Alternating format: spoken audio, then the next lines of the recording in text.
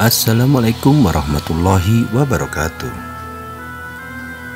Pada zaman dahulu kala di tengah-tengah Bani Israel hiduplah seorang hakim. Hakim ini mempunyai seorang istri yang sangat cantik jelita, selalu menjaga kehormatan dirinya, banyak bersabar dan tabah.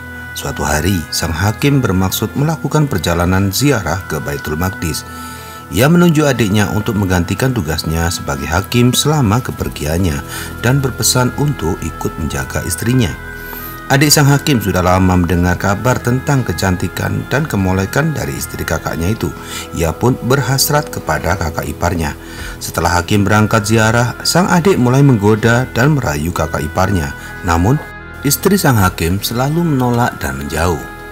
Sedangkan adik sang hakim terus berusaha merayu. Istri hakim yang salihah itu tetap menolak. Manakala harapan kepada kakak iparnya pupus, adik sang hakim itu mulai khawatir kalau kakak iparnya melaporkan perbuatannya itu kepada kakaknya. Nanti sekembalinya sang kakak dari perjalanannya, ia pun memanggil saksi-saksi palsu untuk membuat kesaksian tentang perzinaan yang dilakukan oleh istri hakim tersebut. Setelah itu, ia mengajukan kasusnya ke hadapan sang raja. Sang raja memerintahkan hukuman rajam atas istri hakim tersebut. Lantas pengawal raja menggali sebuah lubang dan mengubur istri sang hakim separuh badan di dalamnya. Setelah itu, perempuan malang itu dirajam sampai seluruh tubuhnya tertimbun oleh batu. Liang itu menjadi kuburnya, ujar adik sang hakim. Saat malam tiba, perempuan itu merintih kesakitan. Seorang musafir kebetulan melintas di depannya. Begitu mendengar suara rintihan itu, si musafir pun mencari-cari dari mana asal suara itu. Setelah menemukan sumber suara, si musafir pun mengeluarkan istri sang hakim dari dalam liang dan timbunan batu. Si musafir membawanya pulang dan meminta istrinya untuk merawat dan mengobati perempuan malang itu sampai sembuh. Istri si musafir mempunyai seorang bayi laki-laki. Ia menyerahkan bayinya kepada istri sang hakim untuk diasuh. Istri sang hakim dan bayi itu pun tinggal di rumah kedua yang sudah disediakan oleh si musafir. Suatu hari, ada seorang penjahat yang melihat istri sang hakim. Ia pun berhasrat kepadanya dan mulai merayunya. Namun, istri sang hakim menolak. Penjahat itu lantas bermaksud membunuh perempuan itu. Ketika malam menyelimuti kota, si penjahat menyelinap masuk ke dalam rumah tempat istri hakim merawat bayi untuk melaksanakan niatnya. Istri hakim itu sedang tertidur lelap bersama bayi asuhannya. Si penjahat itu lalu menghujamkan pisaunya ke tubuh perempuan itu, namun tikamannya meleset dan mengenai bayi hingga bayi itu tewas.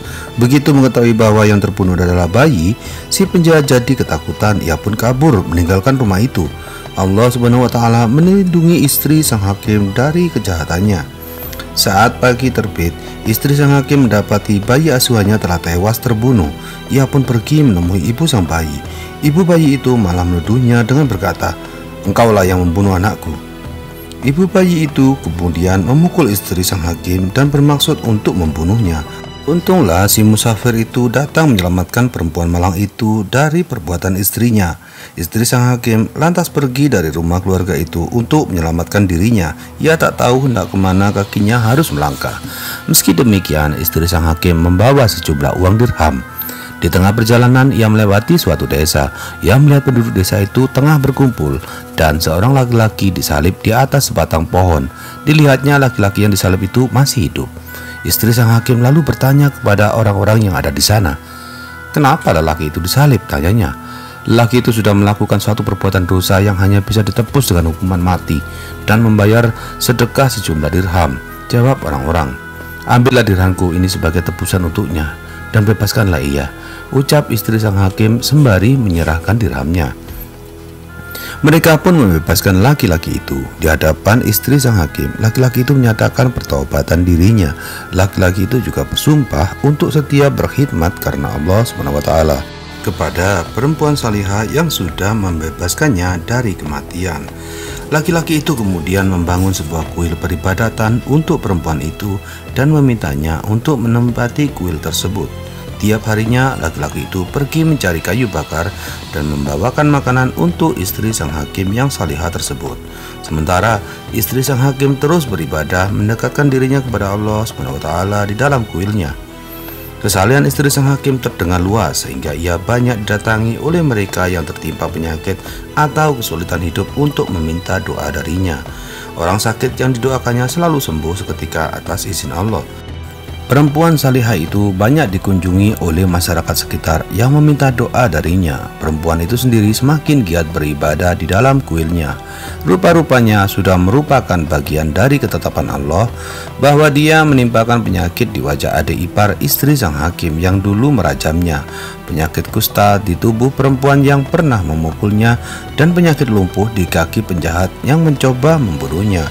Adapun tentang sang hakim, maka sekembalinya dari berziarah ke Baitul Maqdis, ia pulang ke rumah istrinya.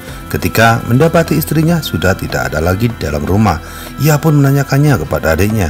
Adiknya mengatakan bahwa kakak iparnya sudah meninggal. Sang hakim pun sangat sedih dan menyesal. Ia mengembalikan semuanya kepada Allah. Orang-orang di sana mendengar berita tentang perempuan salihah yang hidup menyendiri beribadah di kuilnya. Masyarakat dari segenap penjuru berbondong-bondong pergi berziarah ke tempat perempuan salihah itu. Wahai adikku, tidakkah sebaiknya engkau mengunjungi perempuan salihah itu? Siapa tahu Allah menyembuhkanmu melaluinya, kata sang hakim berusaha memberi solusi atas penyakit yang diderita oleh adiknya. Wahai kakakku, bawalah aku ke sana, pinta sang adik. Suami perempuan penderita kusta juga mendengar tentang kesalihan perempuan tersebut. Ia pun pergi menemuinya. Keluarga penjahat itu juga mendengar berita tentangnya. Maka pergilah mereka ke kuil peribadatan perempuan salihah itu. Maka semua lalu berkumpul di depan pintu kuil peribadatan perempuan salihah itu. Si perempuan salihah itu bisa melihat semua orang yang berkunjung ke kuilnya, sedang ia sendiri tak bisa dilihat oleh seorang pun dari tamunya. Mereka menunggu pembantu si perempuan salihah hingga menemui mereka. Setelah pembantunya muncul, mereka pun meminta izin kepadanya untuk menemui si perempuan salihah di dalam kuil. Pembantu itu memberikan izin kepada mereka. Si perempuan salihah mengenakan cadarnya dan memakai kerudungnya. Ia kemudian berdiri di depan pintu kuilnya melihat suaminya, adik iparnya penjahat yang hendak membunuhnya, juga perempuan istri musafir yang pernah memukulnya. Ia mengenali mereka, sedangkan mereka sudah tidak mengenalinya lagi. Kalian tidak akan bisa lepas dari penderitaan kalian saat ini, kecuali jika kalian mengakui dosa kalian masing-masing, kata wanita salihah itu. Sesungguhnya apabila seorang hamba mengakui dosa-dosanya, Allah akan memberi taubat dan ampunan serta mengabulkan keinginannya, ujar perempuan salihah itu. Wahai adikku, bertobatlah kepada Allah, jangan kau hanyut dalam kedurhakaanmu kepadanya. Taubatmu lebih berguna untuk kesembuhanmu, kata sang hakim kepada adiknya. Sedetik kemudian adik sang hakim itu pun mengakui dosa dan kesalahannya. Sekarang aku akan mengatakan sebenarnya. Aku sudah melakukan suatu perbuatan yang tak pantas terhadap istri dari kakakku dengan menuduhnya berzina hingga ia dijatuhi hukuman rajam. Itulah dosaku. Sedangkan perempuan yang menderita penyakit kusta berkata, dulu pernah ada seorang perempuan yang membantuku mengasuh anakku. Aku menuduhnya melakukan pembunuhan yang tak pernah dilakukannya dan memukulnya dengan sengaja. Itulah dosaku. Kemudian majulah penjahat yang kini dalam keadaan lumpuh itu berkata pula, aku dulu menyelinap masuk ke dalam tempat tinggal seorang perempuan untuk membunuhnya. Setelah aku gagal merayunya dan ia menolak berbuat zina bersamaku, aku gagal membunuhnya tapi malah membunuh bayi yang tidur dalam dekapannya. Itulah dosaku. Setelah mendengar pengakuan mereka itu, si perempuan salihah berdoa, ya Allah, sebagaimana engkau perlihatkan kepada mereka hina dinanya perbuatan maksiat, perlihatkanlah pula kepada mereka betapa mulianya ketaatan kepadamu. Sesungguhnya engkau maha kuasa atas segala sesuatu. Seketika itu juga Allah SWT menyembuhkan mereka dari penyakit yang mereka derita. Beberapa saat kemudian sang hakim mengamati perempuan salihah itu. Si perempuan salihah yang sebenarnya adalah istrinya bertanya mengapa ia memandang dengan cara seperti itu. Aku dulu punya seorang istri, andai ia masih hidup, aku berani mengatakan bahwa ia adalah engkau, kata sang hakim. Perempuan salihah itu lantas membuka rahasianya di hadapan tamu-tamunya. Pasangan suami istri yang sudah sekian lama berpisah itu pun bersyukur kepada Allah SWT atas terkabulnya harapan mereka untuk bersatu kembali. Lalu adik sang hakim, si penjahat, dan perempuan istri dari musafir yang kehilangan anaknya itu meminta maaf kepada perempuan saleh itu. Istri sang hakim itu memaafkan mereka semuanya. Akhirnya mereka menghabiskan sisa hidup mereka untuk beribadah kepada Allah Subhanahu wa taala di tempat itu bersama-sama dan setia berkhidmat kepada perempuan solehah itu hingga kematian memisahkan mereka. Demikianlah hikayat kisah tentang istri sang hakim. Semoga dari kisah tersebut kita bisa mengambil hikmah dan pelajaran. Assalamualaikum warahmatullahi wabarakatuh.